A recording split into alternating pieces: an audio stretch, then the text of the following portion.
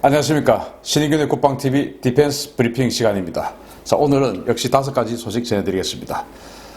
이렇게 5가지인데요. 미국이 모스크바 그리고 상트페테르부르크 코앞에다가 F-35 스텔스기를 배치했습니다. 러시아는 중동 지역에서 광역 전자전 공격을 수행 중에 있습니다.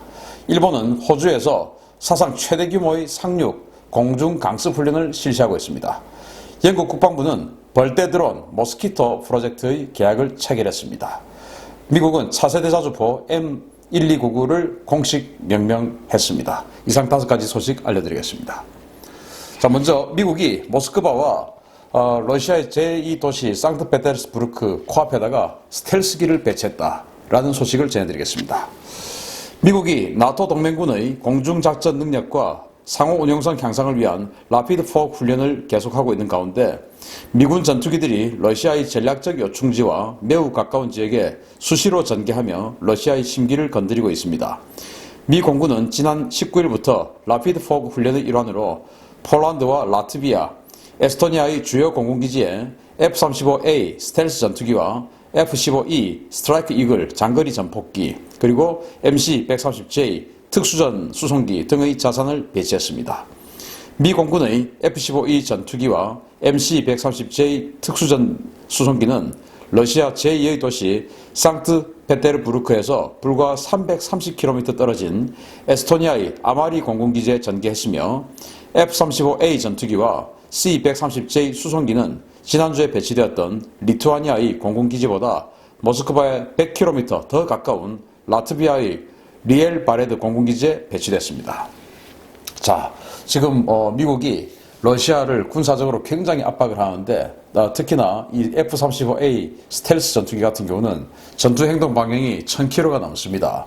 그런데 지난주에 그 라트비아에 880km 떨어진 곳에 F-35를 배치를 했었는데 이번에는 100km 더 전진을 해서 그러니까 뭐 한 700여 km 떨어진 곳에 지금 F-35 스텔스 전투기를 모스크바와 700여 km 떨어진 곳에 배치를 했다라고 하는 것은 모스크바에 대한 굉장한 군사적 압박이 될 수밖에 없습니다. 특히나 지금 이 라트비아, 리투아니아, 에스토니아 이 발틱 3국은 과거 소비에트 연방, 그 소련의 일부였죠. 그게 이제 독립을 해서 지금 나토 국가가 되어버렸는데 그런 입장에서 더욱더 러시아는 불쾌한 감정을 감출 수가 없을 것 같습니다.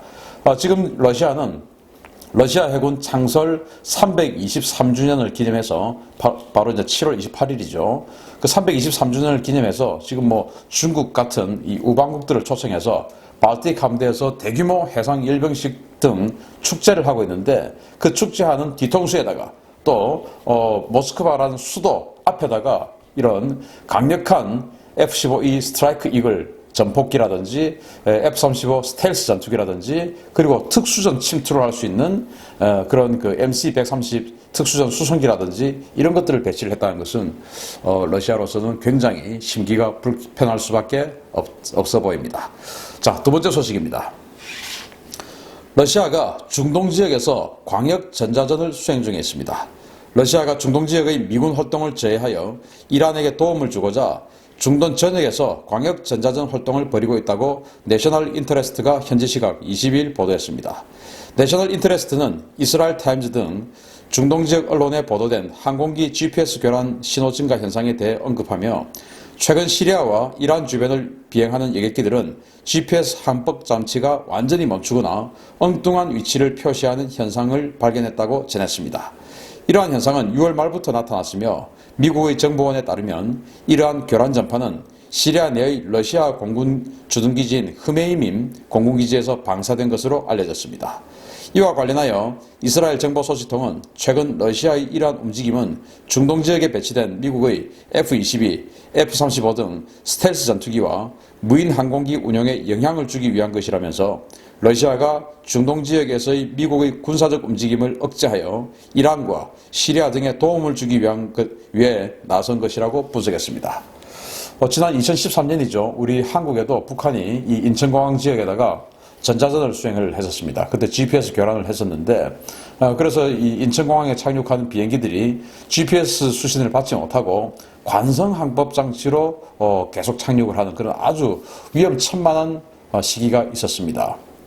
지금 러시아가 시리아의 흐메이민 공군기지에 러시아의 전투기들이 배치가 되어 있고 또 거기에 S-400 지대공 미사일을 배치를 해 놓았습니다. 거기에 이제 러시아 군이 있죠. 그래서 거기에서 이 시리아에서 중동 지역에 아주 광역 전자전 그러니까 2013년에 북한이 했던 것처럼 GPS 교란을 실시를 하고 있는 것처럼 지금 보이는데 이것은 그 GPS라고 하는 것이 바로 정밀 유도 폭격을 할 때 아주 필요한 그런 기묘한 그런 수단이 되죠. 요즘 현대의 무기들은 대부분 GPS 유도를 통해서 이제 정밀 타격을 하게 되는데, 물론 러시아가 미국의 그 GPS 군사용 코드를 알고 있는지 없는지는 모르겠지만, 어쨌든 이러한 그 이란이나 시리아를 도와주기 위한 이런 행동들이 혹시나 민간에게까지 피해가 미치지 않을까라는 우려를 자아내게 하면서, 최근 이 중동에서 이란을 둘러싸고 지금은 이제 존 볼턴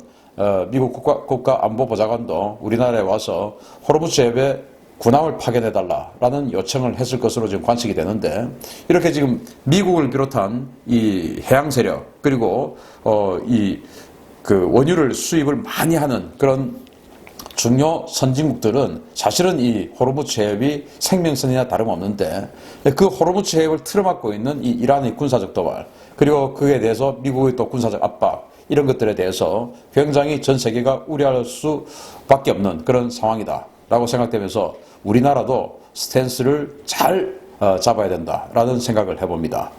세 번째 소식입니다. 일본이 호주에서 사상 최대 규모의 상륙과 공중 강습 훈련을 실시하고 있습니다. 호주에서 진행 중인 미국, 호주, 일본 연합훈련인 탈린스만 세이버 2019에 참가 중인 일본이 사상 최대 규모의 상륙작전과 공중 강습작전 훈련을 실시했습니다. 지난 22일부터 23일 양일간 실시된 이 훈련에는 미국의 와스프 상륙준비전단과 호주의 캔버라 상륙전단이 참가했으며, 일본은 휴가급 헬기 항모 2세와 오스미급 상륙함 쿠니시키 등의 함정을 참가시켰습니다. 이번 훈련에 대대급 지상군 병력을 참가시킨 육상자위대의 수륙기동단은 공기부양정인 LCAC, 상륙정 LCU는 물론 AAV-7A1 상륙돌격 장갑차를 이용한 해안 상륙작전은 물론 헬기 항모와 상륙함에서 발진한 CH-47 치눅 헬기를 이용한 공중강습 훈련을 실시하며 입체 상륙작전 능력을 과시했습니다. 이번 탈린스만 세이버 훈련 기간 중 일본이 실시한 훈련들은 일본이 수륙기동단의 창설 목적으로 밝혔던 도서 탈원과는 거리가 먼 대규모 입체 상륙과 내륙 진공 작전이 주류해서 일본의 해외 원전작전 능력 강화와 관련된 논란이 더욱 거세질 것으로 전망됩니다. 자, 일본이 지금 수륙기동단을 창설하면서 센카쿠 일도 같은 이 분쟁 도서를 지키겠다, 이런 목적으로 명분으로 수륙기동단을 창설했죠. 그런데 지금 이제 호주에 가서 탈린스만 세이버 훈련에 지금 동참을 하고 있는데, 이 훈련하는 모습을 보면 이것은 센카쿠 일도 같은 아주 작은 섬을 탈환하는 것이 아니고 거의 큐슈, 일본의 큐슈 또는 한반도, 이런 아주 대규모의 내륙 진공작전, 상륙 후 내륙 진공에서 거의 적진 깊숙이 들어가는 이런 그 기동 훈련까지도 하고 있는 것으로 봐서 도서 탈환 훈련은 아닌 것 같다. 그러면 일본은 뭐냐? 바로 전쟁할 수 있는 보통 국가로 지금 가기 위해서 박차를 가하고 있는 상황이다라고 생각이 되면서, 이런 시기에 반미의 정치적 이익에 의해서 반미의 열을 올리고 있는 이런 우리 대한민국 정부가 굉장히 안타깝다. 그래서 우리가 빨리 한미동맹을 복원해서 지금 미국이 하고 있는 이 훈련을 우리가 해야 일본이 대신하지 않습니다. 우리가 하지 않기 때문에 일본이 이런 훈련들을 대신하고, 그로 인해서 일본의 군사력이 점점점 더 강화되고 있는 실정입니다. 따라서 요즘 토착 왜군이 친일이니 이런 말을 마구 써대고 있는데, 진정하게 친일을 하는 것은 과연 어떤 세력이냐? 일본이 강하게 만들어주는 그 세력이 친일 아니냐라는 생각을 하면서 빨리 미국과의 관계 복원을 통해서 일본이 더 이상 이렇게 세지는 것을 방치해 두어서는 안 되겠다라는 말씀을 드립니다. 네 번째입니다. 영국 국방부가 벌떼 드론 모스키토 프로젝트를 계약 체결했습니다. 제가 지난번에 국방TV에 영국의 6세대 전투기 템페스트 이야기를 드렸는데, 거기에서 이제 이 템페스트가 이 모스키토, 즉 벌떼 드론을 지휘하는 그런 그 작전을 한다라고 말씀드렸는데, 바로 그 이야기입니다. 영국 국방부가 F-35 유로파이터는 물론 차세대 전투기 템페스트와도 연동 작전할 수 있는 이른바 벌떼 드론 개발 계획인 모스키토 프로젝트 1단계 계약을 체결했다고 영국의 군사 전문지 제인스가 현지 시각 21일 보도했습니다. 세 개 팀이 경합 중인 이 프로젝트의 1단계 계약을 통해서 오는 2022년까지 각 경쟁사의 시제품 첫 비행이 이루어질 예정이며, 영국 국방부는 1단계 경쟁을 통해서 후보를 2개로 압축한 뒤에 오는 2020년대 후반께 최종 기종을 선정할 계획입니다. 이렇게 선정된 모스키토들은 여러 대의 무인기가 한 대의 유인 전투기와 연동되어서 유인 전투기의 윙맨 역할을 수행하게 되며, 즉 방공망 제압과 유인기 엄호 등 다양한 임무에 투입될 예정입니다. 한편 최근 영국이 개발을 본격화한 6세대 전투기 템페스트는 이 벌떼 드론들과의 연계 작전 능력에 중점을 두고 개발이 추진될 것으로 알려졌습니다. 우리는 지금 그 4세대 전투기 KF-X를 개발하고 있는데, 영국, 일본, 을 비롯한 선진국, 미국도 마찬가지죠. 이런 나라들은 지금 6세대 전투기를 개발하고 있습니다. 우리 4세대 전투기인 그 KF-X 개발 비용이 한 8조 원 되는데, 차라리 이런데 템페스트 이런데 투자를 하면 정말 어마어마한 전력과 기술, 능력 이런 것들을 한꺼번에 얻을 수 있을 텐데, 왜 이렇게 엉뚱한 뒷걸음질을 치고 있는지 안타까울 뿐입니다. 다섯 번째 소식입니다. 자, 미국이 차세대 자주포를 M1299로 공식 명명했습니다. 미 육군의 M109A6 팔라딘 자주포를 대체하게 될 차세대 자주포에 M1299라는 재식명이 부여되었습니다. 미 육군은 최근 테스트를 시작한 신형 자주포 시제 차량에 XM1299라는 명칭을 부여하고, 이것이 제식 채용되면 M1299라고 명명하게 될 것이라고 밝혔습니다.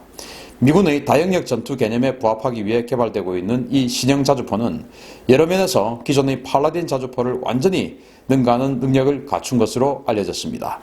58 구경장 주포와 신형 로켓 보조 추진탄을 채용해서 현재 70km, 미래에는 100km의 사정거리를 구현할 것으로 알려졌으며, 완전 자동화된 사격 통제 장치와 자동 장전 장치를 갖춰서 분당 10발의 발사가 가능한 능력을 갖추고 있습니다. 이 신형 자주포는 시험 평가를 거쳐서 오는 2020년대 초반부터 팔라딘 자주포 계열을 대체해서 미 육군에 실전 배치될 예정입니다. 지금 주한미군에 파여계단이 있는데 여기에 지금 팔라딘 자주포들이 배치가 되어 있죠. 이런 것들이 아마 사정거리 70에서 100km짜리 포탄을 장착한 이 자주포로 대체가 되면 북한에게 대한 억제력이 상당히 강화될 것인데, 우리 K9도 이런 식으로 이제 사정거리를 좀 더 연장하는 그런 개량 작업을 서둘렀으면 좋겠다라는 바람을 가져보면서, 한동안 주한미군이 모든 면에서 우리 한국군보다 우세했지만 이 자주포 전력만은 우리 K9 자주포가 미국의 팔라딘보다 우수했기 때문에 자주포 전력은 우리가 좋았습니다. 그런데 이제 몇 년 후면 자주포 전력도 미군이 더 좋아지는 그런 시대가 오게 되겠습니다. 아무튼 뭐 우리 동맹군이 강해지니까 굳이 뭐 이것을 싫다라고 할 이유는 전혀 없습니다. 오늘 이렇게 5가지 소식 알려드렸습니다. 디펜스 브리핑 마치겠습니다. 감사합니다.